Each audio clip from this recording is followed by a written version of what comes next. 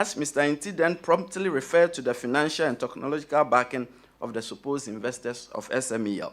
And from then on, the 16 June 2017 letter no longer sounded as a request to sole source SMEL, but a pseudo request to sole source Cotecna SA, a supposed investor of SMEL. The copious reference by Mr. Inti to Cotecna SA and its notable technological acclaim was merely a ruse to divert attention from the glaring incapacity of SMEL in an attempt to directly influence the procurement process to obtain an unfair advantage for SMEL, notwithstanding its lack of experience and technological capability. Indeed, GRA failed to submit any evidence of a partnership or investment agreement between SMEL and Cotecna SA. The request merely attached the profiles of the two entities and a letter of intent from Cotecna SA. Further, nothing in Section 40 of the Public Procurement Act, which governs single-source procurement, operated in favor of the attempt to sole source SMEL to engage in revenue assurance on behalf of the Republic. Therefore, it came as no surprise that by a letter dated 4 July 2017, PPA communicated its disapproval of the 16 June 2017 request by GRA. PPA was emphatic that SML had no proven experience in the business it sought to undertake. Further, PPA stated that the letter of intent by Cotecna SA did not establish any legally binding relationship between SMEL and Cotecna for the provision of the service, and that the company seeking to be considered for a contract must demonstrate an appreciable capacity and strength of its own, and possibly subcontract a portion to a qualified subcontractor or agent, which was absent in the case. Second application by GRA to PPA. Then followed a second and stranger and more perplexing request by Mr. Inti, still as Acting Commissioner General of GR, to PPA by a letter dated 1 August 2017, by which GRA applied for approval to sole source SMEL, and this time with Ghana Link. Cotecna was still in the picture somewhere. The request recited that SMEL had acquired a software for the classification, valuation, and risk management, that is CVRM platform, from Cotecna SA, and that SMEL had agreed to enter into a partnership with Ghana Link, a renowned local inspection and verification service provider, to provide the necessary support services for the implementation of the platform for GRA. A request further stated that in the partnership agreement, SMEL will provide a CVRM platform, while Ghana Link will provide external verification services using an appropriate platform, and that Ghana Link would also provide monitoring and supervision of customs valuation to ensure that the appropriate values were applied. The tone and tenor of the content of his own application should have portended pause and reflection on the part of Mr. Inti. In effect, he was stating that SMEL did not possess the requisite experience and track record, and no appreciable capacity and strength of his own. Yet, he was actively urging SMEL on PPA for approval merely 6 weeks after the PPA disapproval on the same ground. This was not reasonable persistence. It was a deliberate attempt to manipulate the procurement process, introduce a redundant private actor, and distort the facts and create a backdoor entry for SMEL into Ghana's revenue assurance architecture. This time, PPA did not even bother to respond, as the circumstances surrounding SMEL's lack of capacity and track record had not changed from the time of the rejection of the first application. Even more troubling was the fact that these CVRMs were being carried out by customs officers through the National Single Window Platform. Excuse me.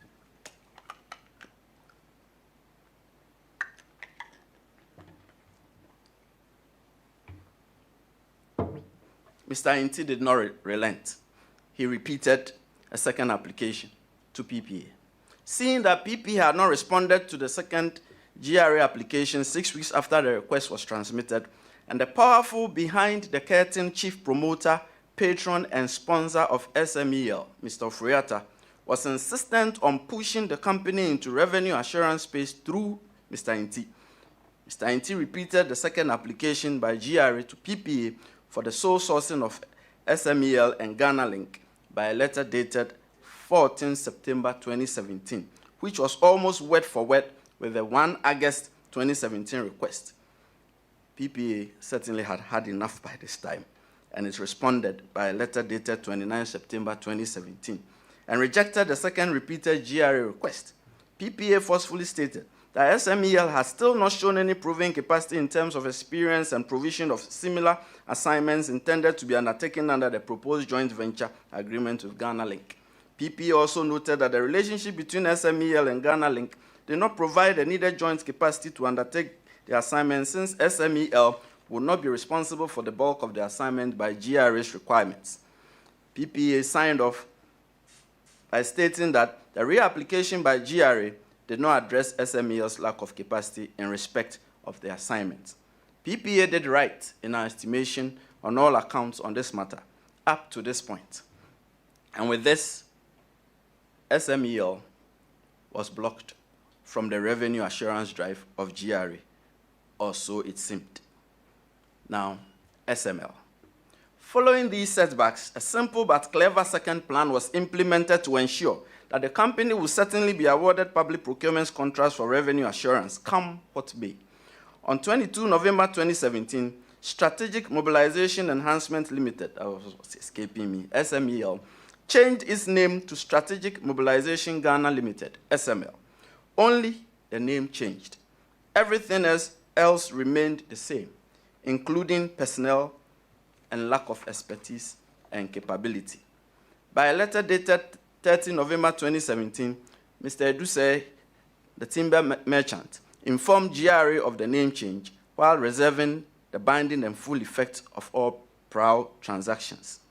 7 months after the name change, GRA and MOF commenced the unlawful award to SML of a string of specialized revenue assurance public procurement contracts running into late 2023 in respect of transaction audits and external price verification, downstream petroleum, upstream petroleum, and the mineral sector.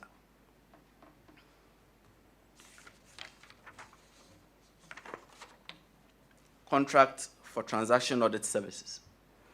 After the name change from SMEL to SML, the public official promoters, sponsors, and patrons of the company were actively looking for an opportunity to reintroduce the re-Christian company back into their design of awarding its public procurement contracts for revenue assurance, notwithstanding its lack of experience and capacity. The opportunity presented itself in the most unusual way through the enforced wresting of a public procurement contract from a company named West Blue Ghana Limited, through official accretional duress and browbeating. West Blue was incorporated in Ghana on 3 July 2012. It commenced business on 6 July 2012. Its core mandate, as stated in its object, is to facilitate trade reform and modernization programs with a particular focus on ICT implementation and management consultancy. By a contract dated 4 August 2015, the government of Ghana, acting through GRA and MOF, contracted West Blue for the provision of National Single Window Integrated Risk Management, NSWIRM, which entailed the delivery, installation, and maintenance of the project to enable GRA undertake core classification, valuation, and risk management functions of the destination inspection companies which were exiting the sector by 1 September 2015. Through this contract, West Blue became central to Ghana's trade facilitation and customs automation reforms until the contract's termination at the end of 2018, after which it became involved in legal disputes over outstanding payments and retained equipment. Members of the media, unbeknownst to West Blue, the public official promoters, sponsors, and patrons of SML were eyeing its contract and devising means to dislodge it from the revenue assurance space and hand it over to SML. And by a letter dated 21 September 2017, authored by a company named Ports and Customs World Ghana Limited, and addressed to the Minister of Finance, the public official promoters, sponsors, and patrons of SML saw an opening, and they promptly took it. By the 21 September 2017 letter, Ports and Customs World Ghana Limited informed MOF that it was to purchase and take over shares in West Blue, and that it was committed to renegotiating the terms of the West Blue contract dated 4 August 2015 with a more competitive price and improved technology. Citing value for money audit by Crown Agents Ghana Limited on the West Blue contract, which recommended the option of renegotiation of the contract to give GOG better value for money, MOF responded to Ports and Customs World Ghana Limited with deadly effect. By a letter dated 25 January 2018, MOF stated that it would terminate the West Blue contract on 31 December 2018. However, before the indicated termination, it was going to reduce its contract price. How a cited recommended option of a renegotiation of the contract was drastically elevated to termination of the contract can only be explained by one hypothesis, that the public official promoters, sponsors, and patrons of SML were setting the tone for the unlawful substitution of West Blue with SML without the required statutory prior approvals, and also that the reduction of the contract price payable to West Blue was not a cost-saving measure in the least, but a design with the sole purpose of withering it down, stifling it, and handing its contract over to SML. The public official promoters, sponsors, and patrons of SML knew they could not simply replace West Blue with SML before the indicated termination date of 31 December 2018 of the West Blue contract because of contractual obligations.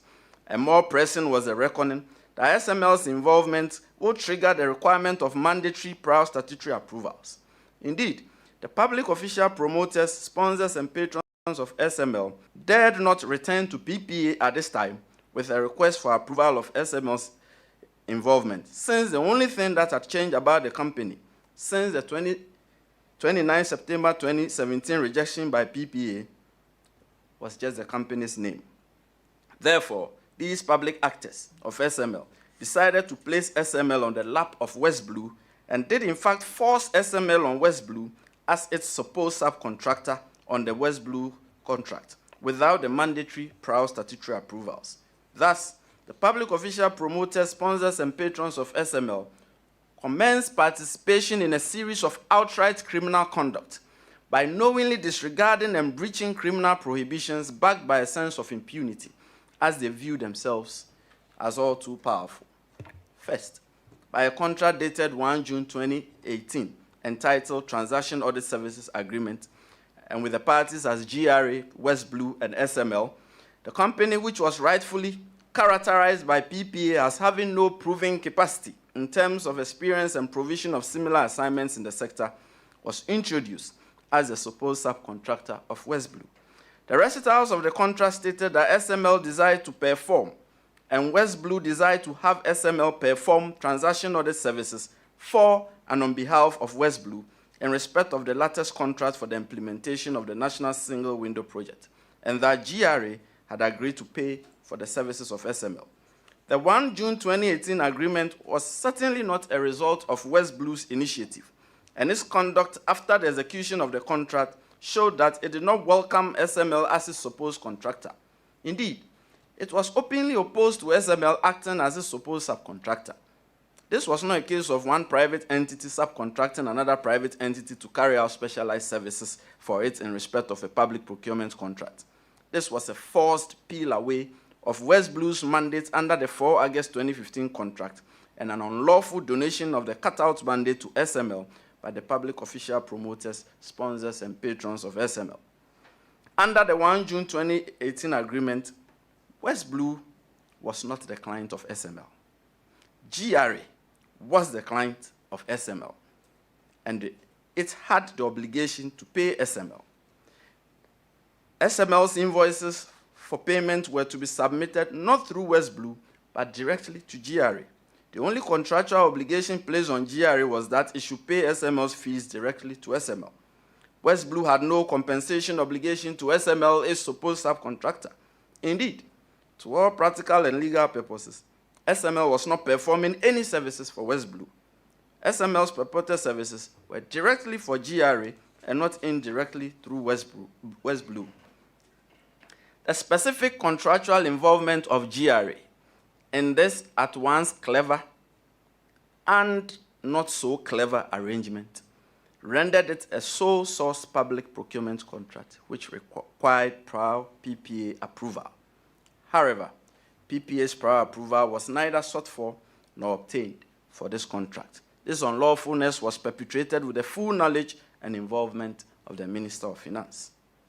The duration of the 1 June 2018 agreement was tied with the termination date of West Blue's mother contract. The contract required SML to provide transaction audit services of CCVRs generated and issued at the pre-arrival processing phase of the implementation of the National Single Window Project. Upon completion of the audit and the statement of its findings, SML was required to then forward the transaction audit reports together with all relevant attachments to the Customs Post-Clearance Audit, PCA officer, through data exchange protocols agreed with West Blue. The Customs PCA officer was then required to review the transaction audit reports and either accept or reject them.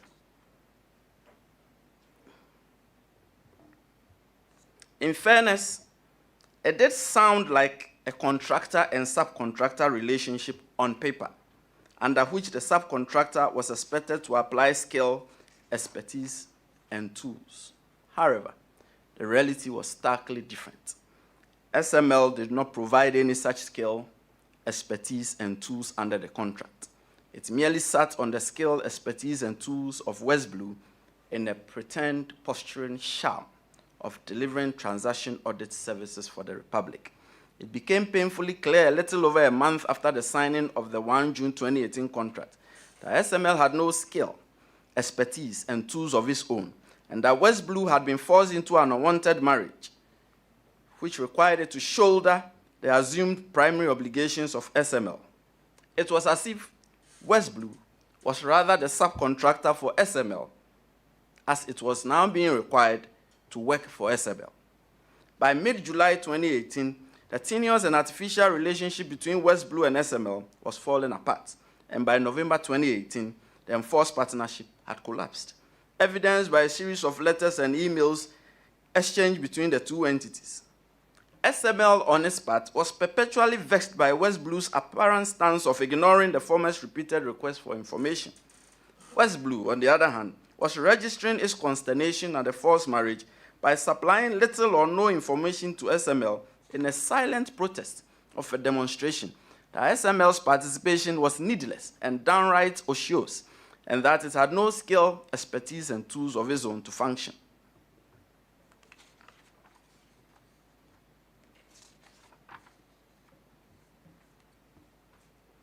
These events forcefully established that the public official promoters, sponsors, and patrons of SML compelled West Blue to take on SML as a purported subcontractor, notwithstanding repeated rejections by PPA for lack of capacity, coupled with the absence of demonstrated operational need. The recurring unhappy friction between West Blue and SML underscores the fact that the former neither sought for nor welcomed the latter's involvement in its contractual dealings with the Republic, and that SML's entry unnecessarily disrupted the system of transaction audit and created an added layer of wasteful inefficiency in the sector. On 31 December 2018, and this date is very crucial, the 4 August 2015 West Blue contract for the provision of a national single window integrated risk management for the classification, valuation, and risk management in respect of imported goods terminated. So from 31st December 2018, West Blue had run out of a contract. On the same day, the 1 June 2018 Transaction Audit Services Agreement, involving SML as the supposed contractor to West Blue under the latter's 4 August 2015, also terminated, since it was sitting on West Blue's mother contract. Upon the termination of the mother contract and its offshoot so-called subcontract on 31 December 2018, any reasonable person would have thought that if the public official promoters, sponsors, and patrons of SML were not criminally minded and were not engaged in criminality and were not intending to engage further in criminality, they would have naturally rolled out SML from the GRA revenue assurance drive and properly and lawfully given it an above-the-table chance in competition with like-minded entities. However, intending to further perpetrate criminality and to profit from same, they purported to extend SML's engagement without the subsistence of the mother West Blue contract. Later, they then purported to unlawfully include West Blue in the extended service when they faced the formidable challenge of the obvious, which is that SML could not operate without the expertise of West Blue, and that SML's participation could only be justified by them if that participation rode on the back of West Blue. Extension of contract for transaction audit services. The events commencing from 1 January 2019, after the 31 December 2018 expiration of the two contracts, were most troubling, as the public official promoters, sponsors, and patrons of SML doubled down on their criminal conduct with an enhanced sense of impunity.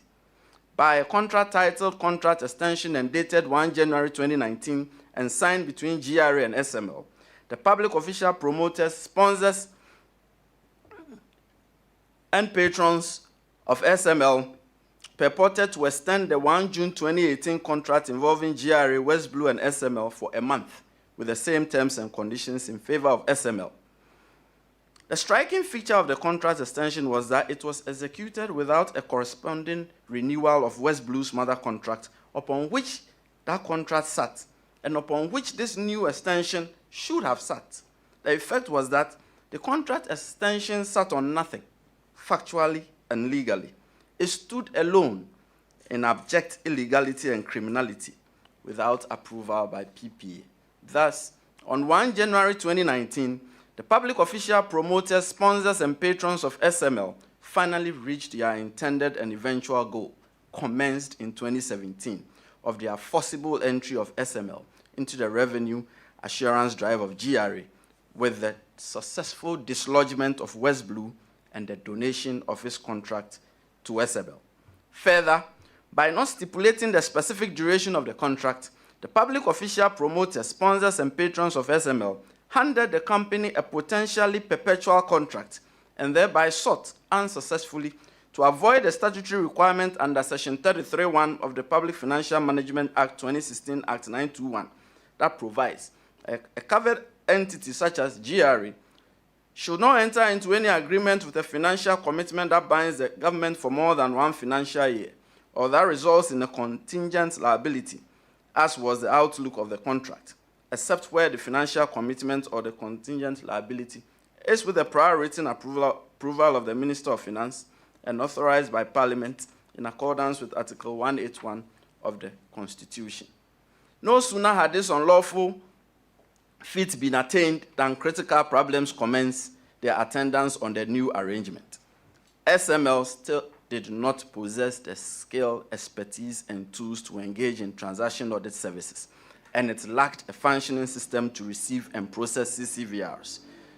And West Blue, upon whose tools and expertise SML relied to purport to perform the services, had been kicked out and was without a contract.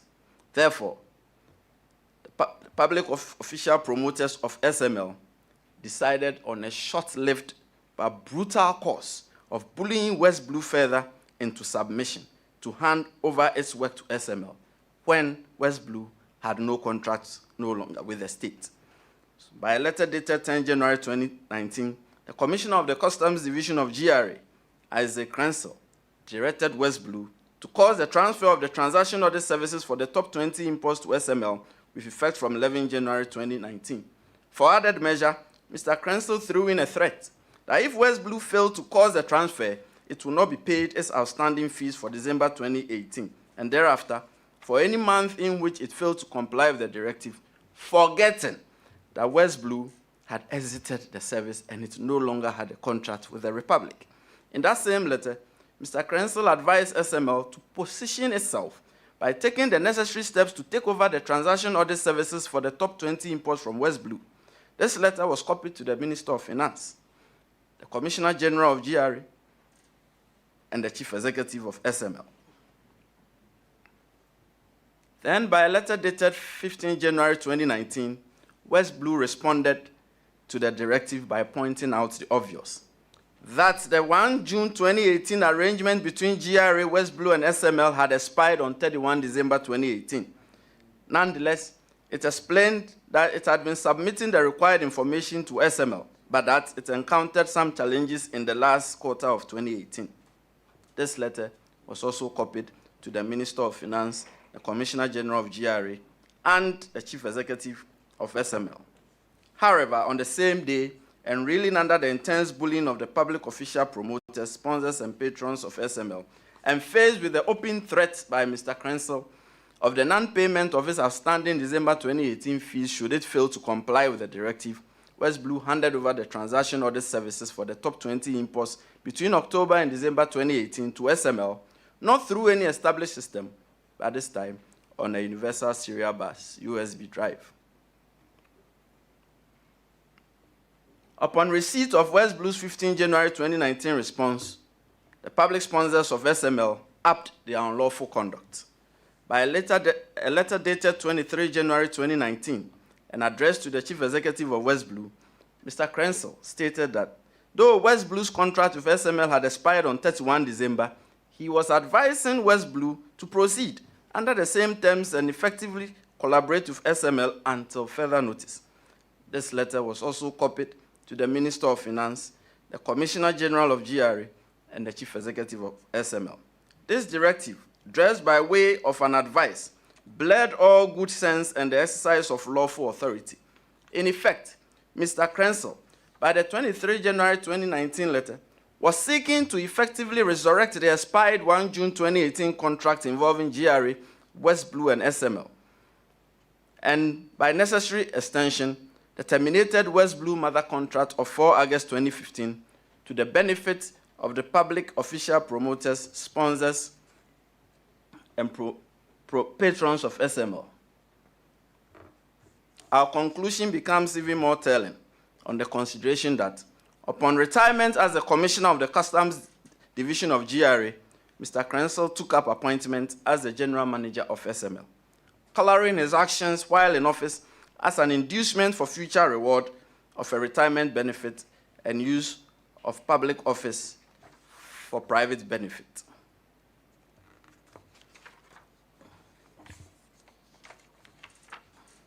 Contract for additional services, external verification.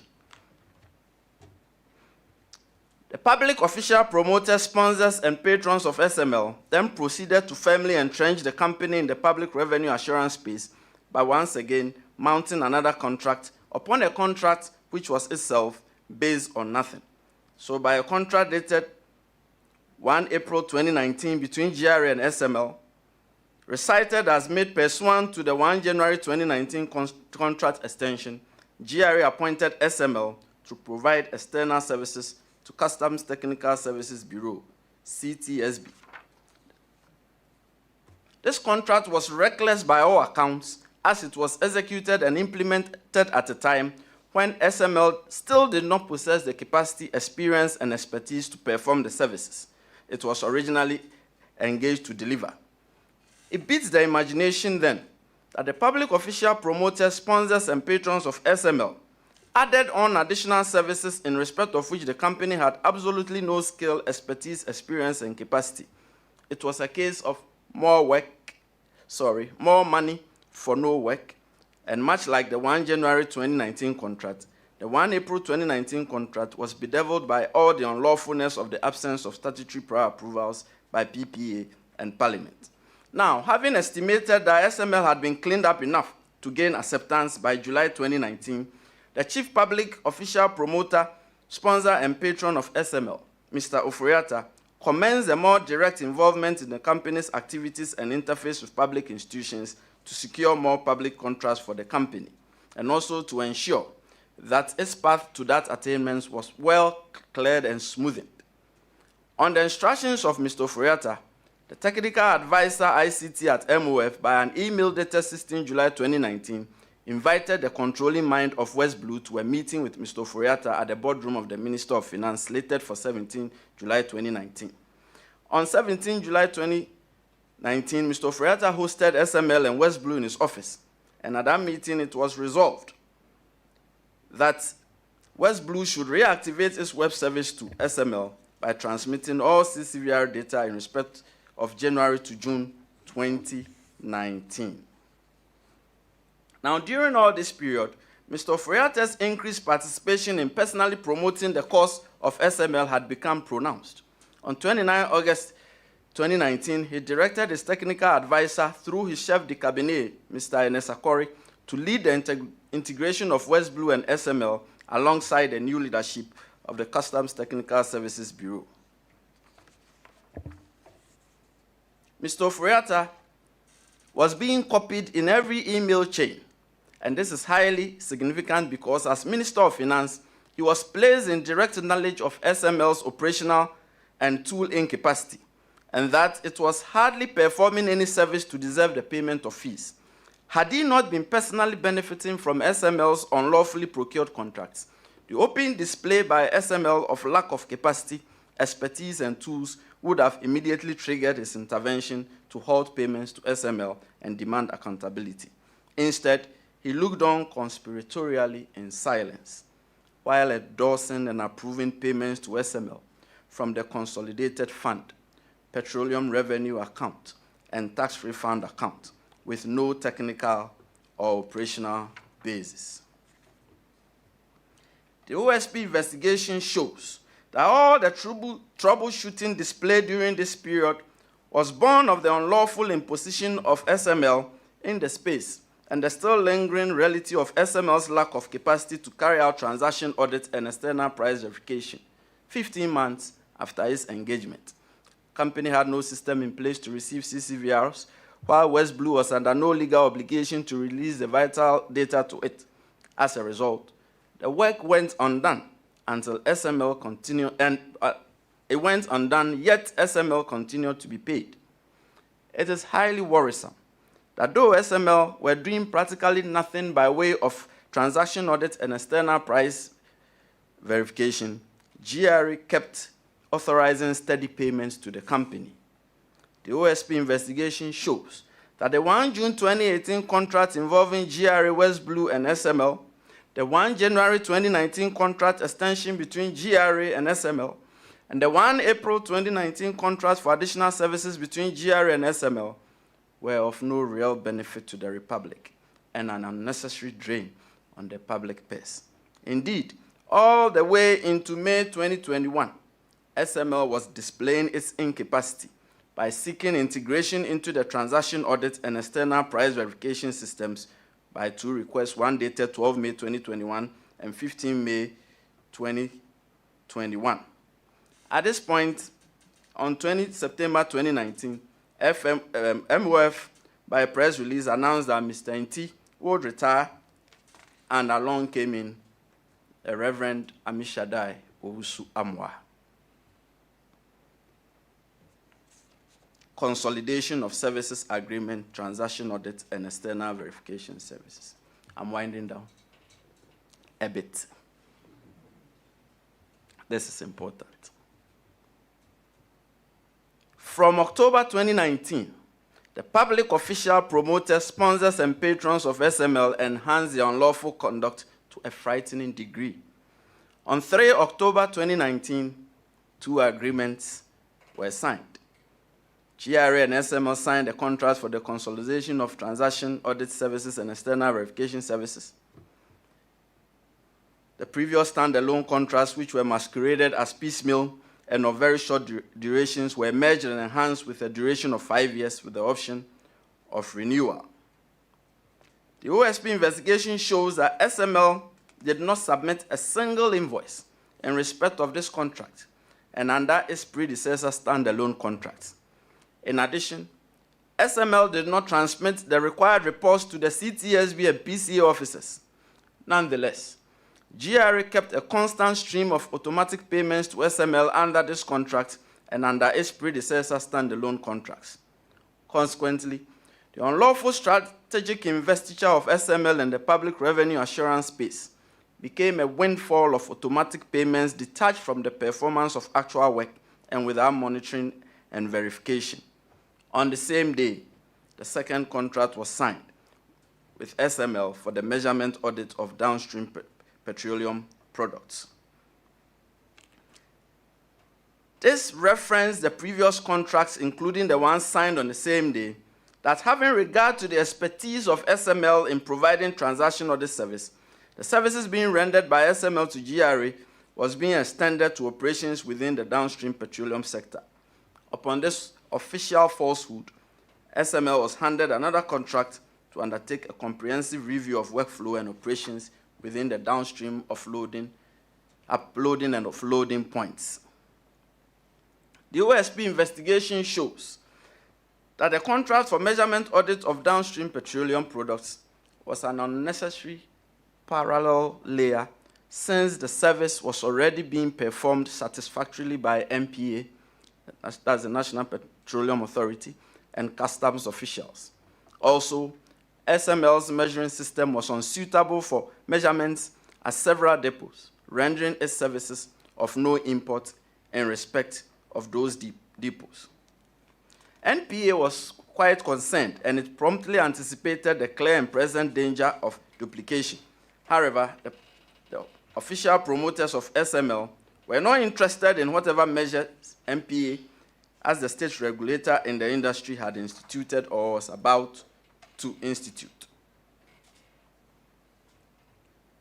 The multi-term of 5 years duration of these contracts also bound the government to financial commitments for more than a year and resulted in a contingent liability, and also triggered the requirement for ministerial approval and authorization by Parliament. The OSP investigation did not uncover a prior written approval by the Minister of Finance of the 3 October 2019 contracts. However, Mr. Ofori-Attah's involvement in the procurement of the contracts by his actions show that he firmly approved of the contracts, even if not in writing. Excuse me.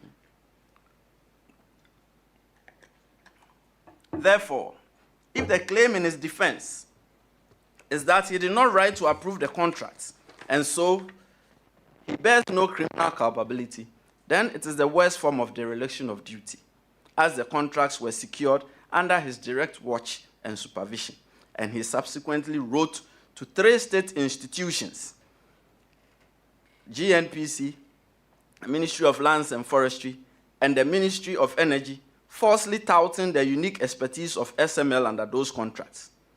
On the other hand, if the claim is that Mr. Ofori-Attah was unaware of the execution of those contracts, then it is a debased form of willful blindness for the same reasons.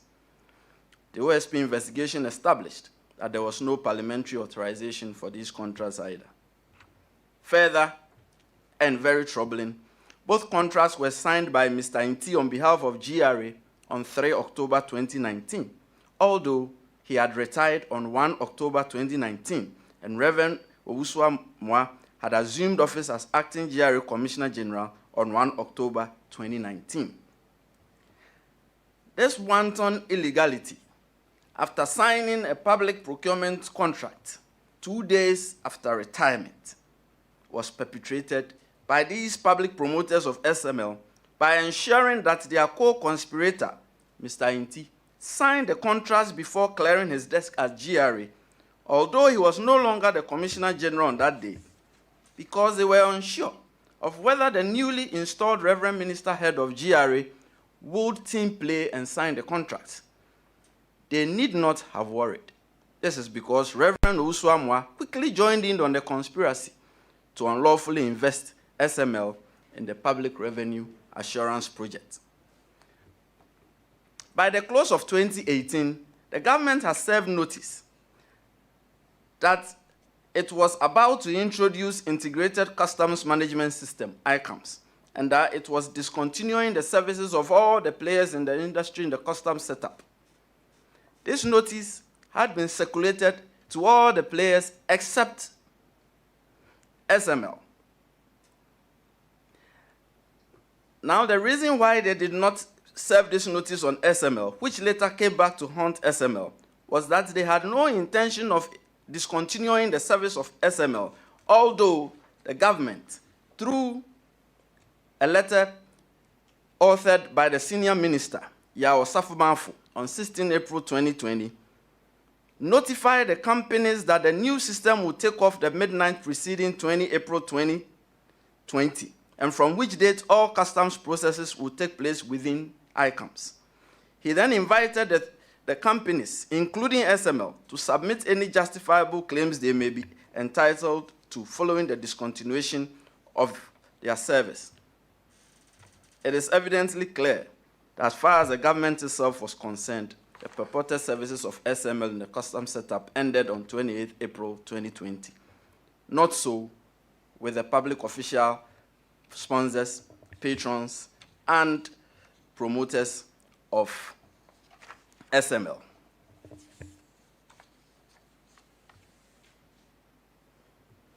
In June 2020, by which time Reverend Owusu-Amoah had fully joined the conspiracy, as he had assumed office on 1 October 2019, but without seeing a single invoice backed by a verified report from SML in respect of transaction audit and external price verification services, he was happily signing off and supervising automatic payments to SML.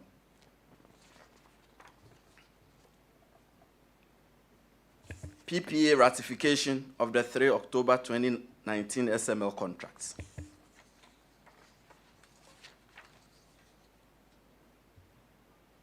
By a letter dated 28 July 2020, the Commissioner General of GRA requested PPA to ratify the October 2019 dual contracts. Crucially, Reverend Owusu-Amoah failed to disclose that in 2017, his predecessor had unsuccessfully thrice presented the company to PPA under a different name, SMEL, which has just been switched to SML. PPA set up an investigation team the next day with the object of investigating the circumstances under which the contracts were procured without the prior approval of PPA, and the authoring of a report to assist the PPA board to process the GRA's request. The least said about the PPA investigation, the better. The OSP investigation shows that the investigation was shallow and incomplete, and the resultant report was outrightly misleading in parts. Though they had SML's incorporation records before them, the PPA investigators ignored that and rather chose to focus on the objects, Though they had SML's incorporation records before them, the PPA investigators chose to ignore that and rather focus on the application for ratification by the Commissioner General of GRA. Had the PPA investigators paid the slightest regard to PPA's own record of GRA and SML, it would have occurred to them to inquire as to why a company incorporated in 2017 and serially rejected by PPA in 2017 was nonetheless handed the same and additional contracts of grave national import in 2018. In the end, a PPA investigation merely seemed like a box-ticking formality as the investigators ignored PPA's own records on the transaction file of GRA and SML. And they submitted to the board a recommendation that the contracts should be ratified. Now, the Board Technical Committee meeting of PPA, which was held on 26 August 2020, deliberated on the investigation report and approved this recommendation. It seems to us that the PPA board itself was overwhelmed with such requests for ratification, as that was one of 7 applications considered that day. They expressed the grave concern that it had become the norm that public agencies were going ahead of themselves by awarding sole sourcing contracts before coming to PPA for ratification. By a letter dated 27 August 2020, the acting chief executive of PPA communicated to the Commissioner of GRA that PPA had ratified GRA's decision to single source SML to provide consultancy services for transaction audit, external verification, and measurement of downstream petroleum products. Now, the effect of the PPA ratification. Generally, PPA ratification of covered contracts procured without approval does not absolve implicated persons of responsibility of their actions, except where the procurement of the contract was unavoidable in the peculiar circumstances. The OSP investigation is focused on criminal conduct in the context of corruption and corruption-related offenses. On this score, in the province of the criminal law, PPA ratification of covered contracts procured without prior approval does not erase criminal conduct, and it does not extinguish criminal culpability. And this is especially so in respect of the inchoate offenses of attempt and conspiracy to commit any of the prohibited acts described under Section 92 of the Public Procurement Act. The OSP investigation shows that the public official sponsors of SML conspired to directly and indirectly influence the procurement process to obtain an unfair advantage in the award of the various procurement contracts to SML, contrary to Section 23(1) of the Criminal Offences Act and Section 92(2)(b) of the Public Procurement Act. And they went beyond this to commit acts in furtherance of the conspiracy. That is to say, they agreed to act together with the common purpose to directly and indirectly influence the procurement process to obtain an unfair advantage in the award of the various procurement contracts to SML. These acts are unaffected by PPA ratification in the sense that in our criminal jurisprudence, the crime of conspiracy was committed the moment the words of agreement were spoken by these public official actors, whether with or without previous consent or deliberation. Therefore, nothing in the form of a ratification of the procurements can affect that. Further, this was not a case of unavoidable procurement of SML. This was a coldly calculated conspiracy to defy PPA after the 2017 rejections of the company by awarding it with the procurement contracts anyway, notwithstanding these grave concerns raised by PPA about its lack of capacity, expertise, and experience. Then again, the PPA ratification did not cure the absence of the quite distinct mandatory authorization by Parliament. Thus, the contract still stood in illegality.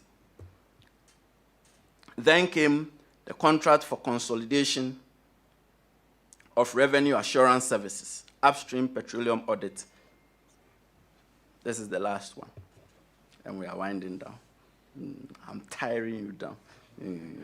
It's on purpose to punish you.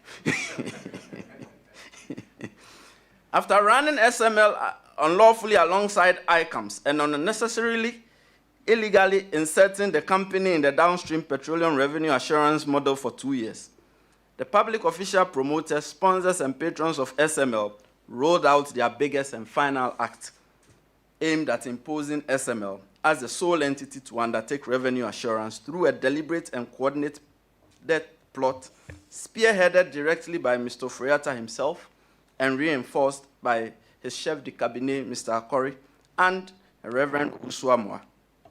The plan was to consolidate the unlawfully procured revenue assurance contracts and enhance the largesse further to SML by awarding it with upstream petroleum audit and mineral audit services.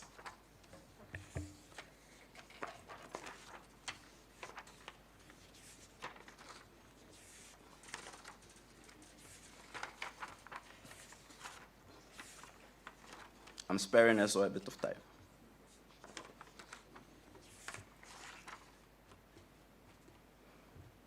Now, the present status of transaction audit and external price verification services. The OSP investigation shows that the total fees paid to SML under the transaction audit and external price verification contracts amount to 506,728,334 cedis, 21 pesos, between July 2018 and December 2024. These payments were effected automatically, contrary to the terms of the various contracts, without reference to actual work done, and without the submission by SML of reports to the PCA and CTSB units for verification, and without the submission of invoices by SML, notwithstanding the reality that SML performed very minimally or at all by way of these contract services.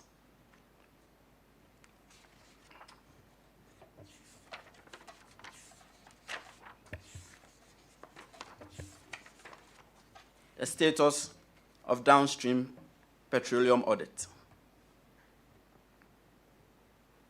It will be recalled that the measurement audit for downstream petroleum agreement was one of 2 contracts unlawfully signed by Mr. Inti on 3 October 2019 as Commissioner General of GRA, though he retired on 1 October 2019.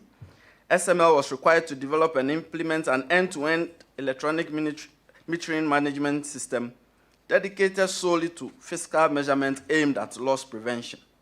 By deploying very accurate computerized fiscal metering system, identifying quantities of petroleum products delivered to the bulk distribution center depots per day and month. Excuse me.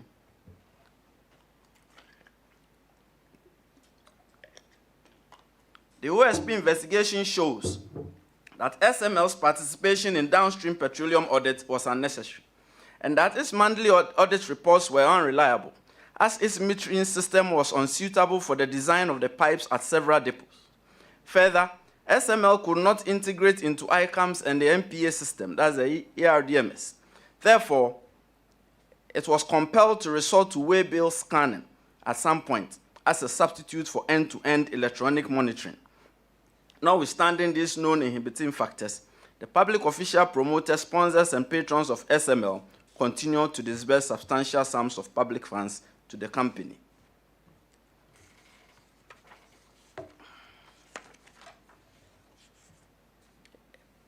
In early September 2020, SML submitted its first audit report for July, August, and September 2020. The company claimed in the report that it had observed a sharp increment in petroleum products lifting of the depots at which it had installed its metering system commencing from May 2020, when it deployed its meters to measure lifted volumes. In addition, it stated that its readings for the period were about the same as that of MPA, and that this attested to the fact that its readings were reliable and could be depended on for the revenue assurance processes. Further, the company claimed that the pattern of increase could be attributed to the effective monitoring by the introduction of its electronic meter monitoring system and the vigilance of customs officers. This report drew a sharp rebuttal from the Commissioner of Customs Division of GRA, Colonel Damois retired. By a letter dated 3 September 2020 and addressed to SML, he stated, "Your report on revenue savings has been considered. However, we are unable to accept conclusively that the growth in revenue is a result of the installation of meters by SML." Notwithstanding this remarkable awareness of SML's false claims, Colonel Damois neither recommended suspension nor insisted on remedial action, and he participated in the contrived system of unjustifiable payments to SML, even when further evidence of SML's technological incapacity came to his attention in April 2021 through the service provider for ICAMS. SML continued its fantastically false claims into early 2021. It then continued its claims of being indispensable in the industry all the way through 2022.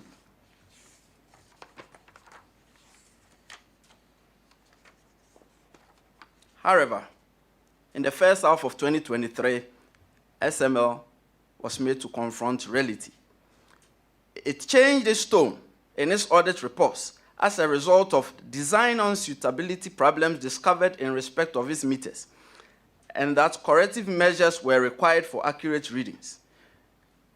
The language in its June 2023 audit report was subdued. It declared that the volumes declared in ICAMS tallied with that recorded by SML. From August 2023 running into 2025, its language became contrite and restitutive, as now the ICAMS volumes began outstripping SML's readings. Members of the media, the OSP investigation shows that SML's meters were Honeywell VersaFlow TWS 9000W multipath ultrasonic flow meters. And according to the Ghana Standards Authority, which is the custodian of weights and measures, these meters are attractive for measurements in the oil and gas industry because of their non-intrusive clamp-on installation, which does not require welding or cutting, and that the use of these meters ensures high accuracy as opposed to single-path ultrasonic flow meters. However, on SML's own showing from its audit reports from August 2023, added to an operational shortfall of not having fixed meters in at least 5 depots, its metering system was encountering substantial physical and operational challenges in a good number of the depots, resulting in inability of measurements tabled as follows. 1. SML's meters were unable to measure residual fuel oil because the temperature and fluid viscosity were too high for clamping and performance of ultrasonic flow meters. 2. SML did not measure volumes at depots that load products at atmospheric pressure using natural gravity because ultrasonic flow meters are unsuitable for work in such conditions. 3. SML did not measure volumes at depots where flows of petroleum products go through underground pipelines, since it was physically impossible to clamp the meters on underground pipelines. To address some of these concerns, SML perennially expressed the intention of installing an automatic tank gauging system. It fixed 8 out of 29 depots. The OSP investigation also discovered that a high discrepancy in readings that SML kept reporting from June 2020 through December 2022 was largely due to SML's meters reading vibrations and sounds from trucks as they discharge petroleum products at night. Further, the meters sometimes recorded pressurized water used in washing the pipes and driving products through the pipes. The OSP investigation shows that the public official promoters, sponsors, and patrons of SML were fully aware of the acute shortfall of SML service in the downstream petroleum sector, yet they persisted in their patronage by permitting it to operate and religiously authorizing payments to it while they remained in a lethargic state of willful blindness. This could only have been for their private benefit. Indeed, as recently as January 2025, SML was exhibiting inability of comprehending the loading process through ERDMs and ICAMs. This was evidenced in a letter dated 17 January 2025 by the head of petroleum operations at GRA addressed to the managing director of SML.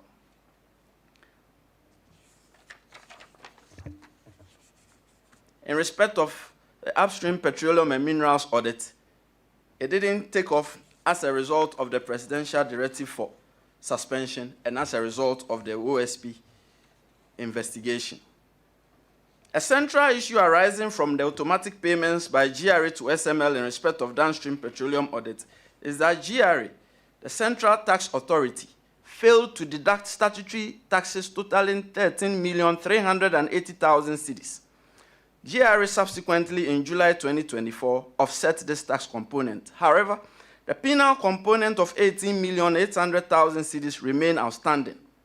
In addition, there is an outstanding pay-as-you-earn tax liability of 346,967 cedis, 53 pesos. Now I'm coming to an end. The KPMG audit and the OSP investigation. We recall that while OSP's preliminary findings accorded with the major factual findings in the KPMG report, the OSP found itself unable to agree with some major conclusions drawn by KPMG, especially in respect of accountability and value for money. This is because the OSP investigation shows that the KPMG report was placatory in material respects, as it sought to beatify SML by ignoring the fact that it did not possess independent reconciliation algorithms and audit tools, and that it was plying its purported trade alongside ICAMs and ERDMS without adding any real value to the products of these established processes. Indeed, the causal relationship KPMG sought to draw between improvements in the downstream petroleum audit sector and SML services was non-existent. The OSP agrees with KPMG on its conclusion that there was no specifically commissioned and purpose needs assessment report. However, KPMG's narrative on contracting methodology did not quite examine SML's incapacity at inception. In respect of transaction audit and external price verification services, KPMG concluded that SML delivered partially and that GRA may not have obtained all the expected benefits from the services.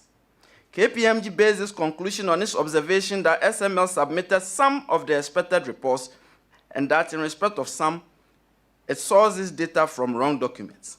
However, the OSP found no verifiable evidence of the said reports in GRA's records or in the records of SML as having been transmitted to PCA and CTSB for verification. Further, the PCA unit confirmed during the OSP investigation that no such report came to its attention. Then again, there was no critical examination as to the substantive quality and validity of the said reports referred to by KPMG. Indeed, KPMG's own officials who attended the OSP during the investigation failed to substantiate the claim of partial delivery when they were questioned by OSP officials. They could not provide any documentary evidence to show up their own claims. Then there is the payment methodology, which tells a different story, which is that GRA was paying SML automatically without the submission by SML of a single invoice backed by verified reports.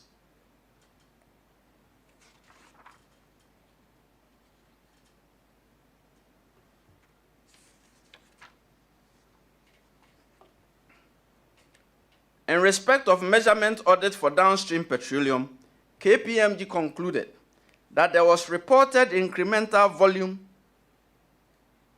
that is attributable to the involvement of SML determined at 1.70 billion liters for the period, which translates to incremental revenue of 2.5 billion cedis attributable to the involvement of SML. The OSP firmly disagrees with this conclusion by KPMG.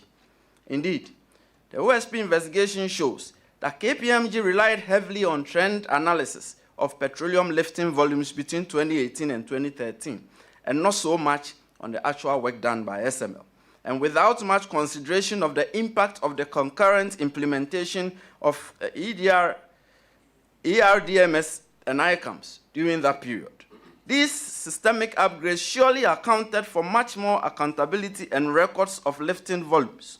KPMG later contradicted itself in its own report by acknowledging that revenue growth in this period resulted from macroeconomic factors such as pricing and demand, and regulatory enforcement and increased taxes.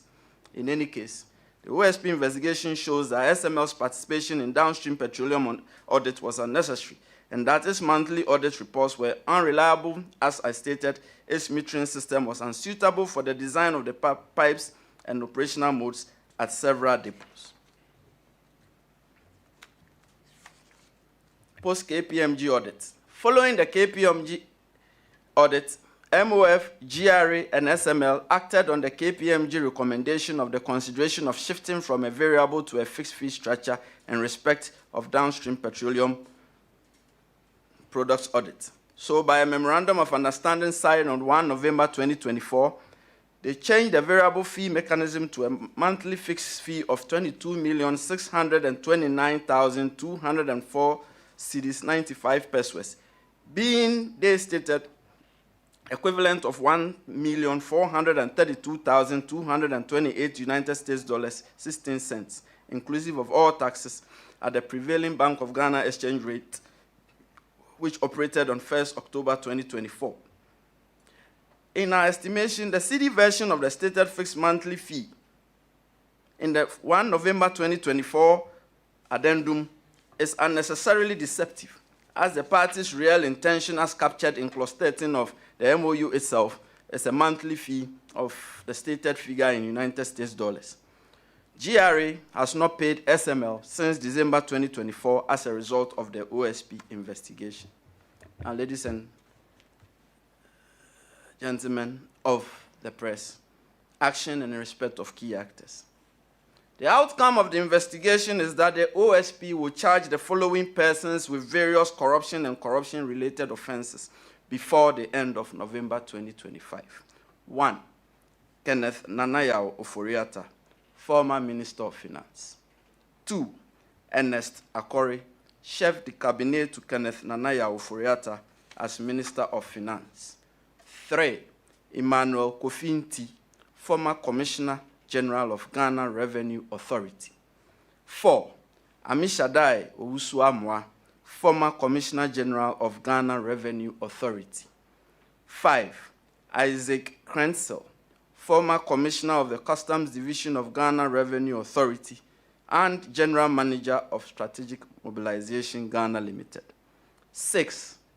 Kwejo Damwa, former Commissioner of the Customs Division of Ghana Revenue Authority and Member of Parliament for German South constituency.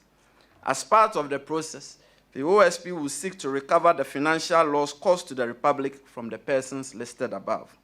Also, the OSP will recover a total amount of 125 million cedis from SML by way of a disgorgement of unjust enrichment of overpayment, by the return of the benefit of this amount it obtained unfairly at the expense of the Republic.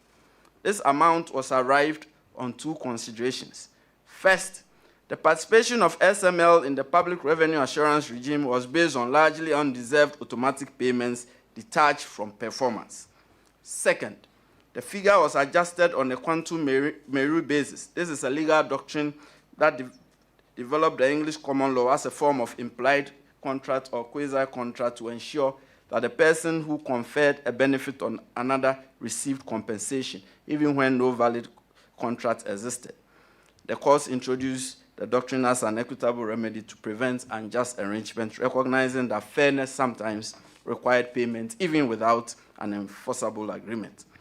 In the present context, the OSP configured the doctrine in respect of adjusting the fair value of the investments made by SML in pursuance of performing its obligations under the various contracts, even where the contracts were procured unlawfully and even where services were minimally performed or not performed at all, on the back of SML's reasonable expectations created under the various contracts which were awarded to it by high-ranking public officials who represented ostensible authority and statutory and regulatory compliance to that private company. The investments include the setting up and maintenance of two offices by SML, one in Accra and the other in Tema, the hiring of employees, the payment of employees' salaries and attendant statutory payments, the acquisition of vehicles, the acquisition of and installation of ultrasonic meters and automatic tank gauges, and the procurement of a transaction value assessment system, TVAS. I have two very short recommendations, and I bring it down. The circumstances surrounding the enforced insertion of SML in the nation's quest for increased revenue were regrettable, unlawful conduct, and reckless financial decision-making. Indeed, this was a case of unnecessary and wasteful pretend revenue assurance, except for comparison purpose only. Even then, the basis of the supposed comparison was a collection of disappearing acts of no worthy utility. And even now, some officers of GRA are issuing letters and statements along the lines of the pretense that this has been worthwhile for the nation. Such statements are feeble attempts at face saving, and they do not operate to extinguish the criminal culpability of the public official promoters, sponsors, and patrons of SML. However, there is much wisdom and force in the institution of real revenue assurance, as it involves the identification, prevention, and correction of revenue leakages, thereby enhancing the public purse. In the estimation of the OSP, GRA did right by finally terminating the transaction audit and price and external price verification aspects of SML's engagement in November 2024. The OSP recommends that that termination should be made to lie where it fell, as SML showed a classless non-performance of the service it was unlawfully engaged to perform in the sector. Further, the OSP can neither choose nor recommend contractual partners for public institutions. Therefore, if in the estimation of MOF and GRA, they are desirous of retaining SML in other areas of revenue assurance, then critical needs assessment should be performed, and the ministry and its regulatory agency must ensure that all statutory and regulatory prior approvals and licenses are obtained, and further, that contractual obligations are mounted on expertise, experience, and capability based on responsible value for money verification and monitoring constructs. The OSP highly commends Evans Eziamo Mensah, Ajua Adubia Owusu, and Manase Azuri Awuni. We are very grateful for your service. Ghanaians, thank you. Extradition matters. It would occur to you in my submission that the main suspect in respect of the concluded SML investigations is the former finance minister, or a former finance minister, Kenneth Nanayao Oforiatta. We recall that in February, the OSP declared him a fugitive from justice and place him on our list of wanted persons. The OSP drew a lot of flack that we were going after a very sick person. But our intel told us, and we very well knew, and we kept insisting and telling Ghanaians, that he just did not want to come into the country voluntarily to answer to these charges. We did not relent, even in the face of the negativity. We went ahead. When we relaxed, placing him on the list of wanted persons on representations that he may show up at a certain time, some members of the public took it as weakness in us. Although what we were doing was that if a person says that they are so ill that they cannot show up, you grant them that regard for them to heal before they come in. But on his own stated date, he failed to show up, whereupon we placed him back on the list of wanted persons. Then we drew more negative flack that we were talking too much. But all that time, we knew exactly what we were doing because our intelligence was solid, that this person just didn't want to come to the country voluntarily. By March of 2025, we had collected all the evidence that we needed to aid in the prosecution of this matter. However, two things were outstanding. One, we needed official verification of a lot of the items that we had intercepted, especially in respect of communication. And this required the input of our major foreign partners. Indeed, the packet arrived on Monday in validation of what we had way back in March. Then, early June, I think it was 10 June, we carried out further searches and seizures at two offices of SML, one in Accra in Osu and one in Tema. And there we retrieved computer servers and hard drives that had to be subjected to forensic examination. This work is not done overnight. And it is upon this reason that we informed the Attorney General when we kick-started the extradition process that the dockets had not been bound up yet because we were waiting for something. At the OSP, we do not talk lightly. We knew what we were waiting for, and we have them fully now.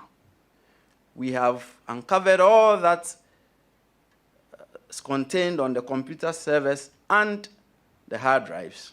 And now on Monday, with the gracious assistance of our major foreign partner, we have the validation of the evidence that we had way back in March 2013.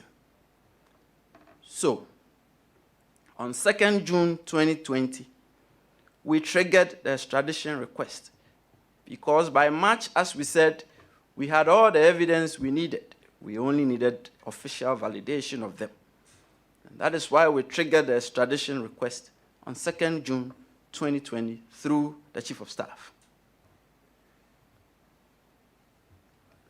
The past few weeks, we are once again drawing negative flack that we who put him on our list of wanted persons, that the OSP that declared him wanted, that the OSP that declared him a fugitive from justice, that the OSP that went to Interpol in record time of 48 hours and placed him on Interpol's red notice, we were stalling the case and that we were wasting time. But once again, as I said, we knew what we were doing and we knew what we were waiting for. And last week, when the Attorney General addressed the media, he said something very poignant. He said, these financial investigations require time and patience. And we ask, give us that regard of time and patience, we will deliver the results we wanted, like this. And as I said, before the expiration of November 2025, we will charge all these persons that I listed before the criminal courts. We will not stultify our own investigations. We will not delay our own investigations. We would do it right. We will be patient. We will be meticulous.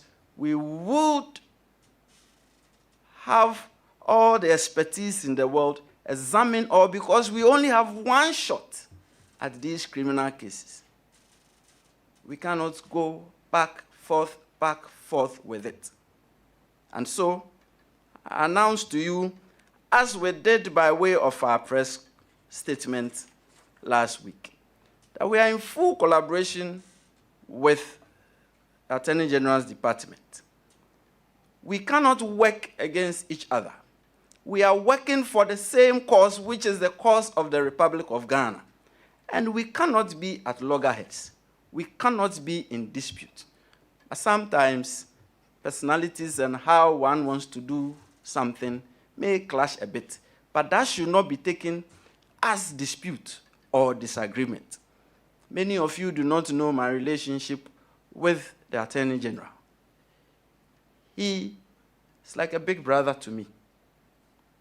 He taught me at Legon, and he also was part of my training.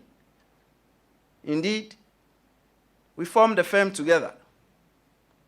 And indeed, I was like his foreman even when he was putting up his first building in Accra. This is our relationship.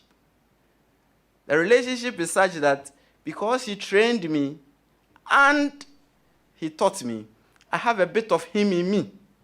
He doesn't have a bit of me in him. And so sometimes my display of his bit in me stirs him up a bit. But at the end of the day, just as we were doing in private practice, we will bicker at home. But our product, when we finally churn it out, will be most robust and most fruitful.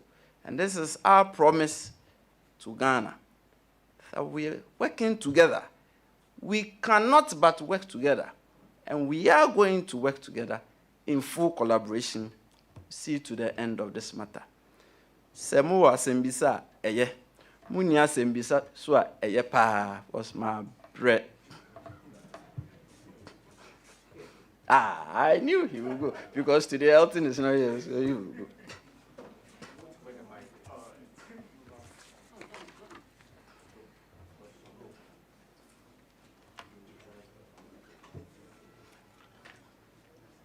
Thank you very much. My name is Ibrahim Hassan. I work with G20. Yes,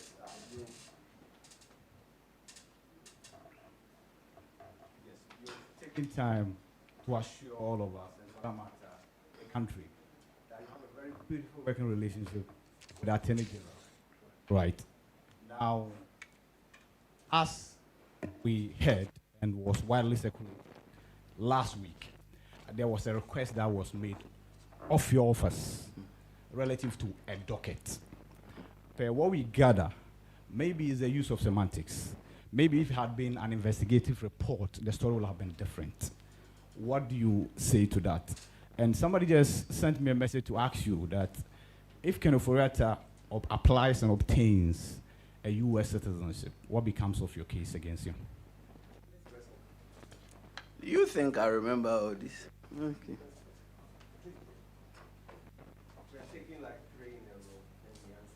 Right, my name is Mawina with TV3. With respect to the investigations that the office has been undertaking with respect to Mr. Ken Ofori-Atta, I know that the SML is one of such investigations which the Office of the Special Prosecutor said it was engaged in. Does this mean the others have come to an end, if we can call it that, or these other investigations are running concurrently, even as you say that you're going to proceed and charge Ms. Ofori-Atta? With respect to the docket, the conversation was that it had not been submitted. You've just told us that the final piece of confirmation you were waiting for arrived on Monday.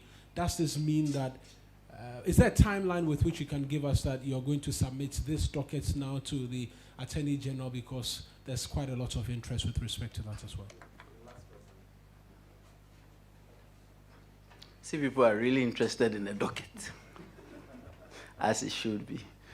Thank you very much. My name is Ernest Bako from Business and Financial Times. Ernest what? Bako from Business and Financial Times. So I know you've done some cases in the past, most of them being plea bargain.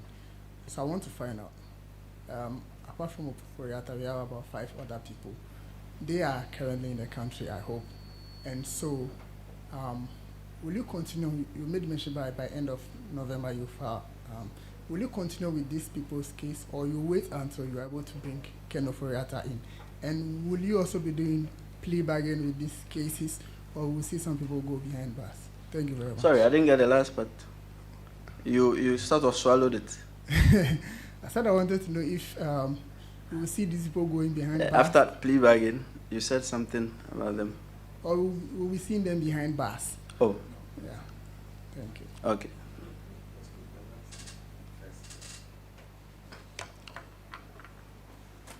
See, the first person who asked the question who got it right.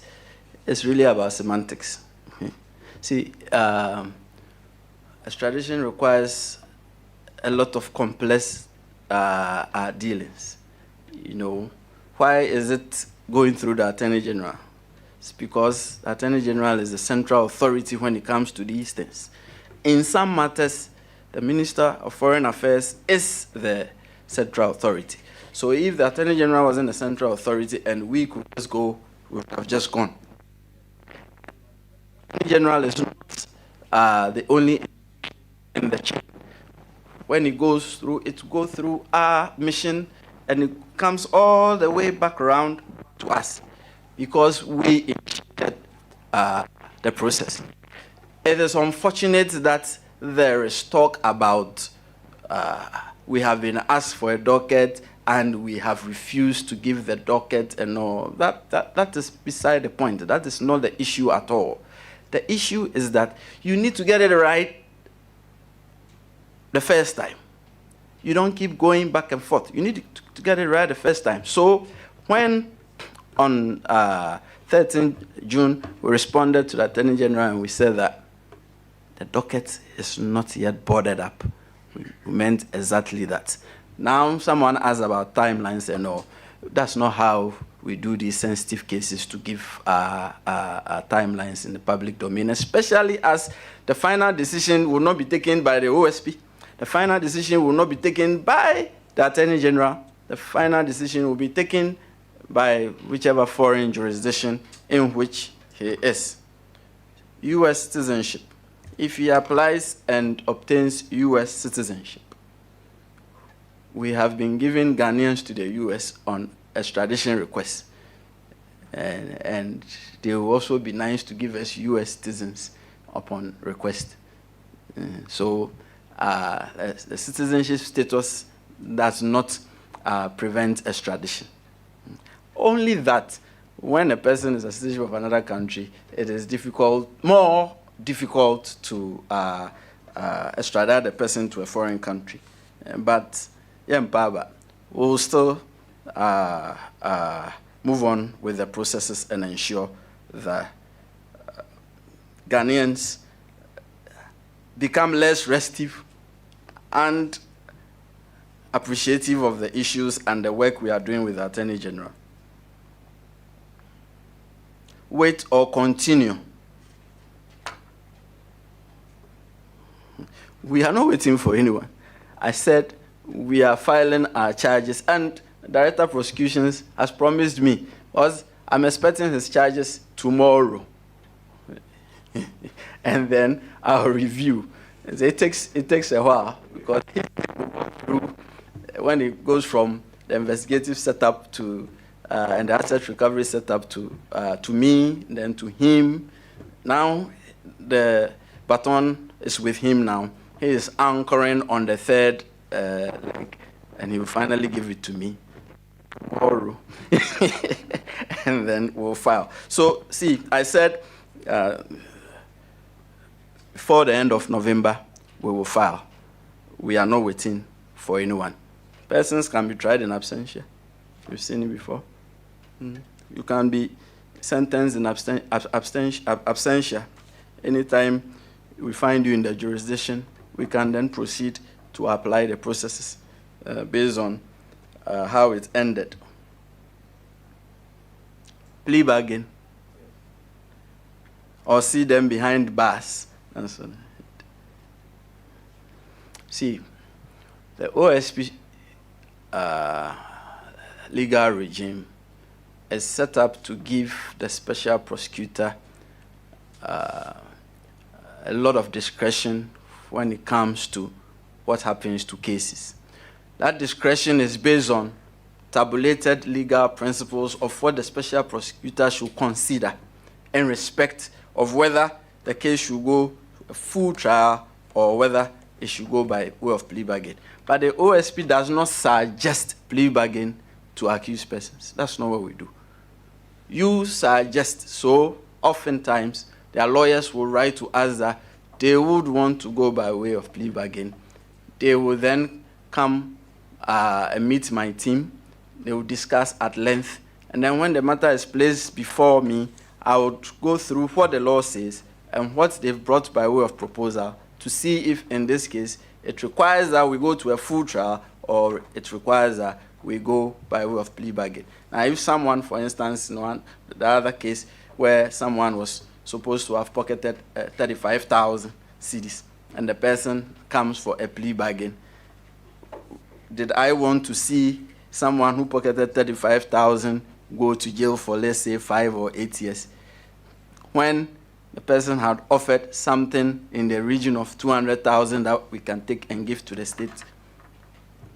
The discretion by the law, I was way too happy to get 200,000 instead of 35,000 cedis for the Republic. I think the Republic benefited a lot from that case by way of that amount. So a lot of considerations go in considering whether it should go to full trial. Sometimes even the law says that the information a person offers, if it is going to fetch you much more well-versed suspects, you could cut the person that slack because of the value of that information. But it also depends on what the person is suspected to have done. Any other question? Oh, thank goodness there's no other question. Okay. So, ladies and gentlemen of the jury, I'm Mr. Komodi. So, we can all go for supper. Thank you for coming. We are most grateful. Anytime we call upon you, you show up. Have a good evening.